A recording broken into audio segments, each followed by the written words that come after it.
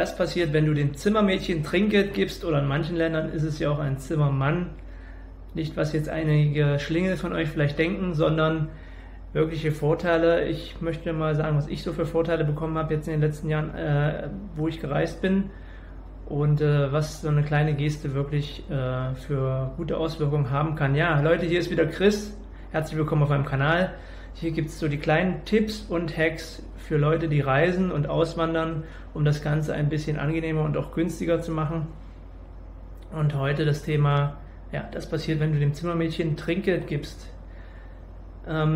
Abgesehen davon, dass natürlich Reinigungskräfte vor allem in Asien, Entwicklungsländern, ja, sehr, sehr wenig verdienen. Das reicht gerade mal so zum Leben. Meistens haben die auch relativ große Familien.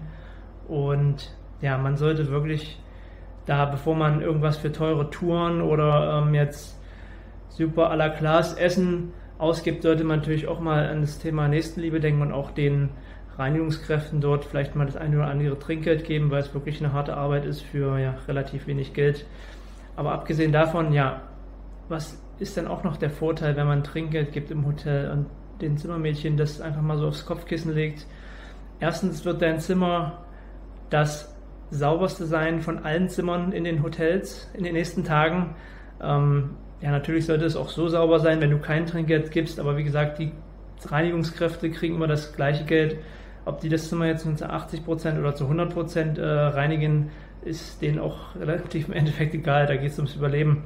Ja, erstmal wird dein Zimmer das sauberste Zimmer von allen sein, und zweitens ist mir auch schon öfter mal passiert, und zwar, du hast vielleicht dir irgendwie einen Mückenstich aufgekratzt oder du hast irgendwie was im Bett mit reingenommen zum Essen und dann hast du vielleicht die Bettdecke verschmiert mit Blut von irgendeinem Mückenstich oder das Kissen. Und meistens ist es so, wenn das wirklich schlimme Flecken sind, dann musst du das eigentlich bezahlen im Hotel. Die haben dort meistens eine Liste im Zimmer, was jedes einzelne Inventar kostet. Und dann musst du das bezahlen. Aber ich habe es auch schon erlebt, dass ich gebe halt generell immer mal ein bisschen Trinkgeld, und wenn du halt wirklich einen guten Draht hast zu den Reinigungskräften, dann lassen die auch ganz gerne mal so eine verschmierte Bettdecke oder Kissen, die lassen es einfach verschwinden, weil die haben dort hunderte Decken, Kissen, und es hat keine Konsequenzen für dich, du musst nicht bezahlen. Die zweite Sache, die ich auch immer regelmäßig bekomme, wenn ich mal ein bisschen einen kleinen Tipp da lasse, ist, ich bekomme auch öfters mehr Wasserflaschen, also meistens gibt es so 2 Wasserflaschen pro Tag, pro Zimmer. Ich bekomme dann auch manchmal einfach 4 Wasserflaschen oder so, einfach weil halt ist eine gute Verbindung da, und man hat einen guten Draht aufgebaut, und das kann natürlich auch ein Vorteil sein.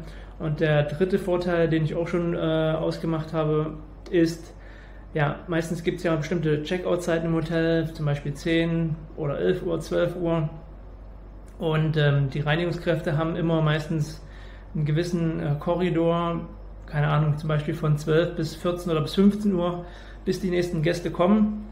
Und wenn du aber einen guten Draht hast zu den Reinigungskräften, dann ist es mir schon oft passiert, dass ich einfach mal gefragt habe, ist es vielleicht möglich, erst 12:30 Uhr oder 13 Uhr auszuchecken?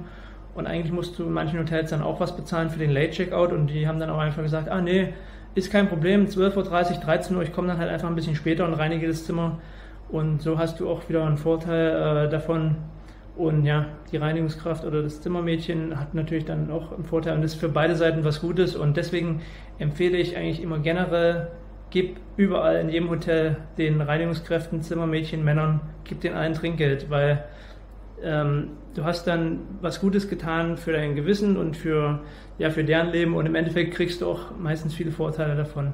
Genau, das war der kleine Tipp von heute, und abonniere gerne meinen Kanal für weitere kleine Tipps und Hacks zum Reisen und Auswandern, wenn du da nichts verpassen willst, und lass mir gerne unten mal einen Kommentar da. Gibst du generell den Zimmermädchen, Männern im Hotel Trinkgeld oder gibst du ja nichts, und hast du auch schon Vorteile dadurch erfahren? Schreib es einfach mal unten rein, und dann sehen wir uns im nächsten Video. Bis dahin, ciao.